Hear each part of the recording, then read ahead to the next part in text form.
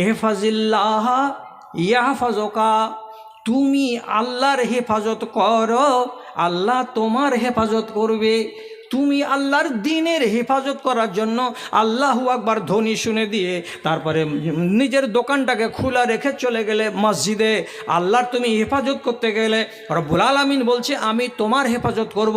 তার মানে কি, তোমার দেহের হেফাজত আমি করব, তোমার মালের হেফাজত আমি করব, তোমার দোকানের হেফাজত আমি করব। এরা কাবার প্রাঙ্গণে বসে বসে আল্লাহর দ্বীনকে বাঁচায়, আর আল্লাহ রব্বুল আলামিন তার কানুনের দ্বারাই তাদের দোকানগুলোকে বাজারে বাজারে নিজের ক্ষমতা আমলে বাঁচাই। ঠিক চলছে, আল্লাহর দেশ চলেই যাচ্ছে, কেউ দরজা বন্ধ করে না। চুরি হচ্ছে কি দুই একটা? না। দেখবেন কালকে একবার লাইভ দেখবেন তো, কোনো ভাই কোনো নওজোয়ান ছেলে একটু দেখিয়ে দিয়ে তো তোমার বাপকে কিংবা তোমার দাদাকে, তোয়াপ চলছে, হঠাৎ একটা লোকের ঘড়ি এরকম হাট থেকে ছিঁড়ে পড়ে গেল, পাঁচতলে গড়াগড়ি করছে, ঘড়িটাকে উঠিয়ে যদি এমনি করে পকেটে ভরেলেন, সঙ্গে সঙ্গে ছেঁকে নিবে আপনাকে পুলিশ এসে ঘাড়খান ধরে টানতে টানতে বাইরে নিয়ে যাবে। এই চল, পকেটে কি আছে? এটা যে ঘড়ি। কার ঘড়ি? বলছে এটা পড়ে পেয়েছি। এই বোকার বেটা, জানিস না যে হারাম শরীফের কোনো জিনিস উঠাতে মানা আছে? তুই পকেটে কেন ভরলি? তো কি করে ওরা? হাজার হাজার লোক কি করে, ইন্ডিয়ানরা করে কি করে না আমি জানি না, লক্ষ লক্ষ মানুষকে দেখবেন তোয়াপ করতে করতে কোনো জিনিস পাওয়া গেল, সঙ্গে সঙ্গে জিনিসটাকে কুড়িয়ে এমনি করে ধরবে আর তোয়াপ করছে, ঘুরছে তোয়াপ করছে, ঘুরছে তোয়াপ করছে। কত লোকের হাতে দেখবেন মোবাইল এরকম করে উঠিয়ে রেখেছে, পুলিশ গিয়ে মোবাইলটাকে নিয়ে নিবে, ওটাকে জমা রাখবে কোথায়? এমন একটা অফিস আছে, সেই অফিসে গিয়ে যদি 10 মিনিট 15 মিনিট আধা ঘন্টা 1 ঘন্টা পরে আপনি গিয়ে বলেন পুলিশ সাহেব আমার একটা মোবাইল হারিয়ে গেছে, আপনাকে জিজ্ঞেস করে বলা হবে আপনার মোবাইলের নাম্বার কত বলেন তো, একবার ফোন লাগান তো এই নাম্বারটা থেকে। আরেকটা নাম্বার থেকে যখন ফোন লাগাবে টুনটুন করে বেজে উঠবে, সাক্ষী লাগবে না, পুলিশ আপনাকে ওই মোবাইলটা আপনার হাতে ধরিয়ে দিয়ে বলবে এই লোকটারই মোবাইল হারিয়েছে। কোনো পড়ে যাওয়া জিনিস কাবার প্রাঙ্গণে হারাম শরীফের এলাকায় কোনো মানুষ উঠাতে যায় না। কেন উঠাতে যায় না? সে দেশের লোকেরা আল্লাহর দ্বীনের হেফাজত করে, এই জন্য আল্লাহ রাব্বুল আলামিন তাদের হেফাজত করে থাকেন। বন্ধুরে আমার, আল্লাহর কসম খেয়ে বলছি হারাম শরীফের চারি এলাকায় কোনো জায়গাতে 1 বিঘা গমের জমি দেখতে পাওয়া যাবে না, 1 বিঘা ভুট্টার জমি দেখতে পাওয়া যাবে না, কোনো জায়গাতে খেজুরের বাগান ছাড়া সেবের বাগান আঙ্গুরের বাগান দেখতে পাওয়া যাবে না। মক্কা থেকে 120 কিলোমিটার পূর্ব দিকে তায়েফ সিটি আছে, তায়েফ নগরী আছে, ওইখানে পাওয়া যায় শাকসবজি, আর ওইখানে পাওয়া যায় টমেটো, ধনের পাতা আর চাটনি পাতা, আর ওইখানে পাওয়া যায় অন্যান্য আর ফসলগুলো। তাছাড়া মক্কার মাটিতে পাওয়া যায় না। কিন্তু দেখতে পাবেন কি মক্কার বাজারে, মদিনার বাজারে টপ গ্রেডের আম, টপ গ্রেডের কমলা লেবু, টপ গ্রেডের কলা, টপ গ্রেডের আঙ্গুর এবং কিশমিশ এবং কাজু এবং মানাকা এবং সোয়ারা, সব হাই লেভেলের দোকানে হাজার হাজার পেটি সাজানো আছে। আপনি বলবেন এ দেশের মাটিতে তো ফসল জন্মায় না, তাহলে এগুলো এলো কোথা থেকে, কেমন করে চলে আসছে? আল্লাহ রাব্বুল আলামিনের নবী আগে বলেছেন তুমি যদি আমাকে বাঁচাও রে, মানে হেফাজত করো রে, আমি তোমার হেফাজত করব। আল্লাহ রাব্বুল আলামিনের নবীর আগে 4500 বছর আগে নবী ইব্রাহিম আলাইহিসসালাম নিজের বিবিকে ওইখানে রেখে দিয়ে আর নিজের বেটা ইসমাইলকে সেখানে রেখে দিয়ে কয়েকটা দোয়া করেছিলেন। তার ভিতরে একটা দোয়া করেছিলেন, রব্বি জাআল হাযাল বালাদা আমিনাও ওয়ারযুক আহলাহু মিনাস সামারাত। এ রব্বুল আলামিন, এই শহরটাকে তুমি নিরাপদের শহর করে দাও, এখানে যেন চুরি না থাকে, এখানে যেন রাহাজানি না থাকে, এখানে যেন ছিনতাই না থাকে, এখানে মারামারি যেন না থাকে, এগুলো থেকে সবকে মুক্ত করে দাও। আরবের মক্কার মদিনার মাটিতে মারামারি নেই, হানাহানি নেই, কাটাকাটি নেই, চড় ঝগড়াঝাটি নেই, কিছুই নেই, শান্তির দেশ, জান্নাতের নমুনা। আর তিনি দোয়া করে বলেছিলেন, পরওয়ারদিগার এই দেশের লোকগুলোকে, দেশ বলতে কাকে বুঝাই, মক্কা এবং মদিনার 2 শহরের লোককে, আল্লাহ তুমি রিজিক দাও, রিজিক দাও, রিজিক দাও। তো কিসের রিজিক দাও? তো ফলের রিজিক দাও।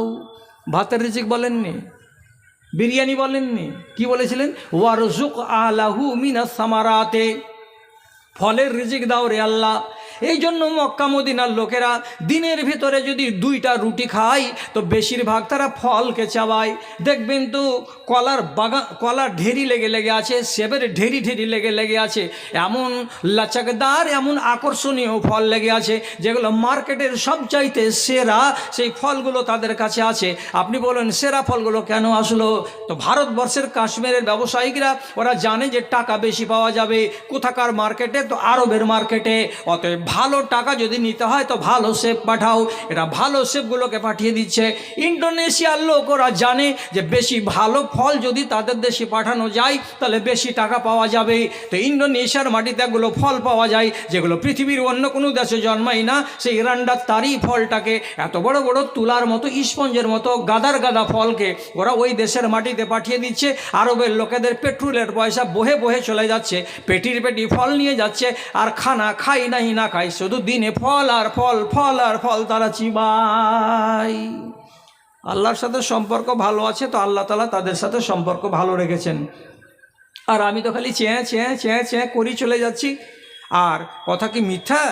রায়গঞ্জ টাউনে যদি মাগরিবের পরে হাঁটছি তো 7 বার করে পিছন দিকে দেখছি, আগে দেখতে পারি না। কিসের ভয়ে? কেউ তো নাই আমার জাত আছে। আর 1996 সালে বালুরঘাট টাউনে বাস স্ট্যান্ডে বেঞ্চের উপরে একটা ছেলে মারা পড়েছিল, মরে গেছিল বসে থাকতে থাকতে। মিজান পত্রিকায় খবরটা এসেছিল। লোকেরা বললো এটা কে রে, আমাদের জাত না কাদের জাত?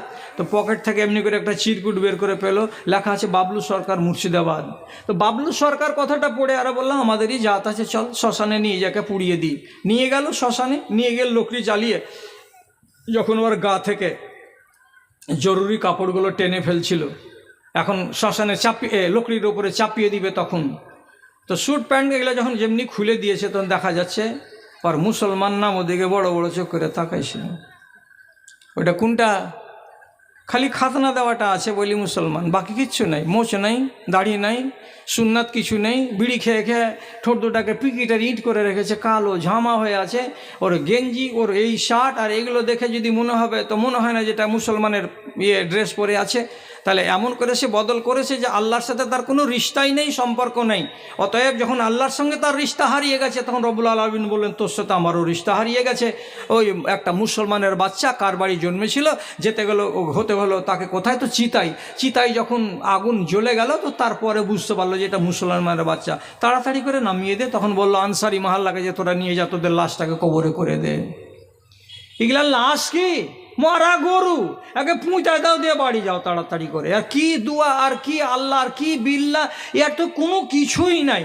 আর আপনি এই কথাটা জানেন কি, সৌদি আরবের মাটিতে আজও নিয়ম আছে, ওদের কাছে যদি পাকা সূত্র থেকে খবর যায় এই লোকটা নমাজি ছিল না, তাহলে সেই লোকটাকে নিয়ে এসে তাকে ধুয়ে কাফন চাপিয়ে আর কবরস্থানে নিয়ে যাবে না, ওকে কোনো না কোনো একটা পাহাড়ের নির্জন চূড়ার উপরে নিয়ে গিয়ে কাফনটাকে খুলে দিয়ে এমনি রেখে দিয়ে চলে আসবে। চিলকাওয়া খুব কম, লাশ খাই না। কত বকরি পড়ে আছে, কত মুরগি পড়ে আছে, কত উঁটের বাচ্চা উঁট পড়ে আছে, শুকিয়ে শুকিয়ে আমচুর হয়ে যাচ্ছে রোডের কিনারায়, কিন্তু খাওয়ার কেউ লোক নেই। আর এইরকম মানুষগুলো যারা বেনমাজ পাহাড়ের উপরে রেখে দিয়ে চলে এসেছে, শুকটি শুকাইছে 3 বছর ধরে, শুকিয়া শুকিয়া শুকিয়া শুকিয়া 20 বছর 30 বছর পরে দেখা যাবে নিশ্চিহ্ন হয়েছে। এরা কারা? যারা বেনমাজ, তারা বেনমাজির ওরা জানাজা পড়েই না। আর আমাদের দেশে নমাজি হোক আর বেনমাজি হোক, যেমনি মারা গেল মাইকে খবর দেওয়া বলছে উত্তরপাড়ার এলাহির বাপ আমজাদ আলী সাহেব মারা গেছে, সবাই বলেন ইন্না লিল্লাহি ওয়া ইন্না ইলাইহি রাজিউন। ইন্না লিল্লাহ কিসের দোয়া? দুঃখের না সুখের? দুঃখের না সুখের? দুঃখের দোয়া। তো যে চামারটা মারা গেল আপনার ডালিম গাঁয়ের, ও মরে যাওয়া তো আপনাকে দুঃখ কিসের? কিসের দুঃখ হলো যে আপনি ইন্নালিল্লাহ পড়তে গেলেন?